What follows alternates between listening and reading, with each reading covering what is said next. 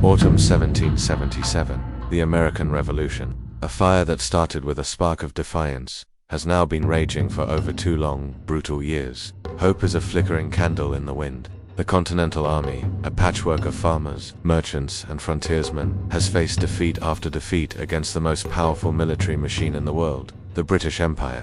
But in the grand chess match of war, the British believe they have finally devised the checkmate move, their plan, to slice the colonies in half. Imagine a giant pair of scissors, poised to cut off the head of the rebellion. The British command in London conceives a brilliant 3-pronged strategy to seize control of New York. The main thrust would come from the north. A massive army would march down from Canada, navigate the maze of lakes and rivers, and capture the critical Hudson River Valley. This would effectively isolate New England, the very cradle of the Revolution, from the southern and middle colonies. Cut off from men, supplies, and communication, the rebellion would surely wither and die.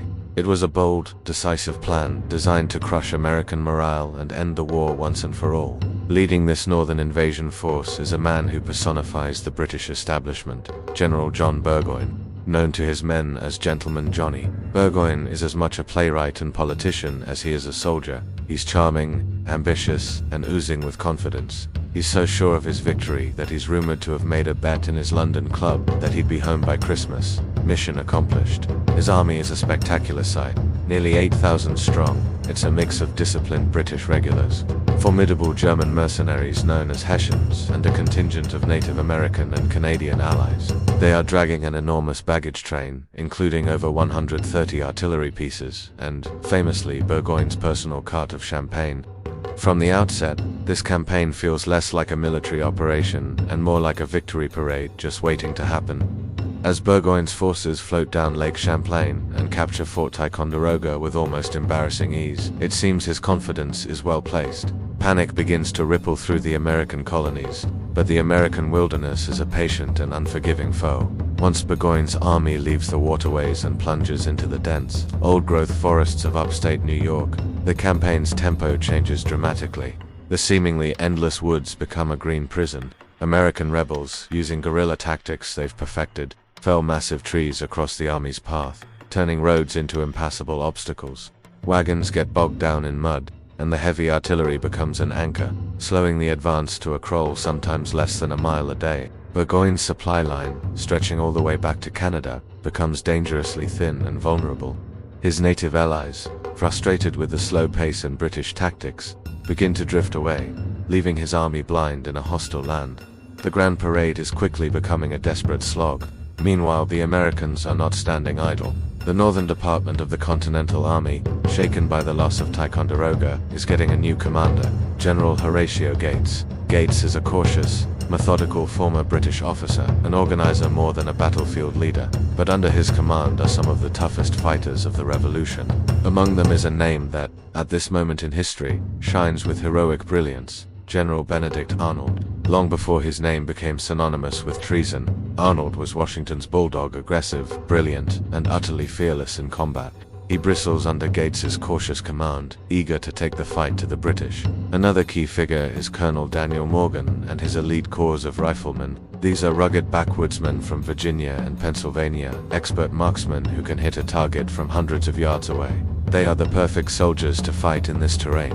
The American forces dig in and fortify a strategic position on the heights overlooking the Hudson River, a place called Bemis Heights, just south of a small village named Saratoga. They are building a wall of earth and steel, daring Burgoyne to come and break himself upon it. By mid-September, Burgoyne's situation is becoming dire.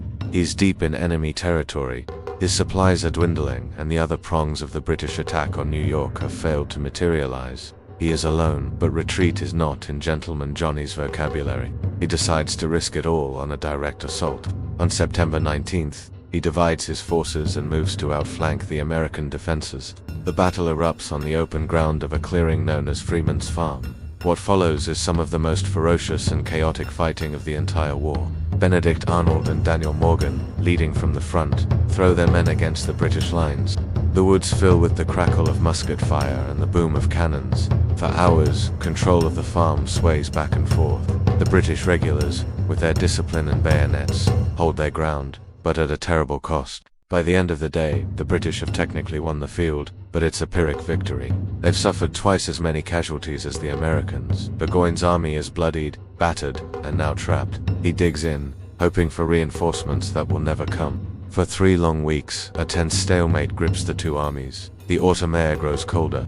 Inside the British camp, rations are cut. The men are exhausted, hungry, and demoralized. The constant crack of American rifles from the surrounding woods shatters their nerves. Across the way, the American camp swells with new militia volunteers, their confidence soaring. The dynamic has shifted completely. The hunter has become the hunted. General Gates is content to wait, to let hunger and despair defeat Burgoyne. But Benedict Arnold is furious with this inaction. He argues passionately for an all-out attack to finish the job. The tension between the two generals boils over, and Gates officially relieves Arnold of his command. It's a decision that will have profound consequences. On October 7th, Burgoyne, out of options, makes one last, desperate gamble. He sends out a force of 1,500 men on a reconnaissance in force, a last-ditch effort to find a weakness in the American line or forage for food. The Americans see their chance. Morgan's riflemen circle around and open a devastating fire on the British flanks, while other units crash into their front.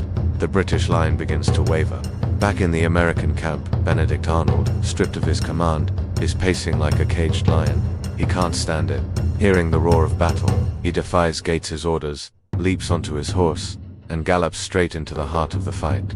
He has no official authority, but the soldiers know him. They cheer as he rallies scattered units and personally leads a thunderous charge against the main British fortifications. It's a moment of pure, reckless heroism. Arnold's charge shatters the Hessian defenses. Just as they break through, a musket ball tears through his leg, the same one injured at Quebec, shattering the bone and felling his horse.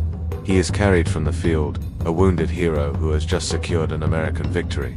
The British lines completely collapse. They are routed, fleeing back to their camp in disarray, leaving their cannons behind. The Battle of Bemis Heights is a resounding American triumph. Burgoyne's army is broken.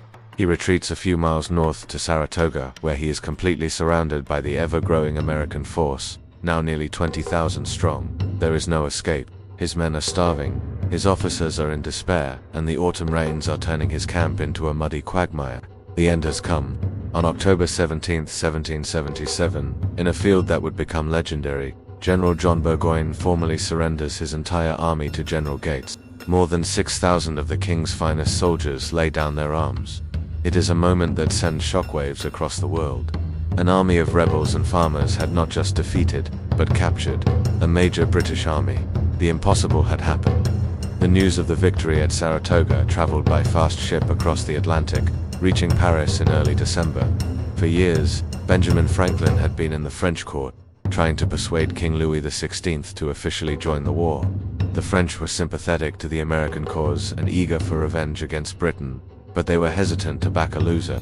Saratoga was the proof they needed. It convinced the French government that the Americans were a credible force, capable of winning the war. In February 1778, France officially recognized the United States of America and signed a treaty of alliance. Soon, French money, French supplies, and most importantly, the powerful French navy and army would enter the war on the American side. Saratoga transformed a colonial rebellion into a global conflict, stretching British resources to the breaking point. The Battle of Saratoga was more than just a victory. It was the great turning point of the American Revolution. It lifted the spirits of the American people, renewed their faith in the cause, and proved to the world that their fight for independence was not a fool's dream. It was the crucial link in the chain of events that would ultimately lead to victory at Yorktown and the birth of a new nation. It showed that when united by a common purpose, ordinary people, filled with courage and determination, could indeed stand up to an empire and forge their own destiny.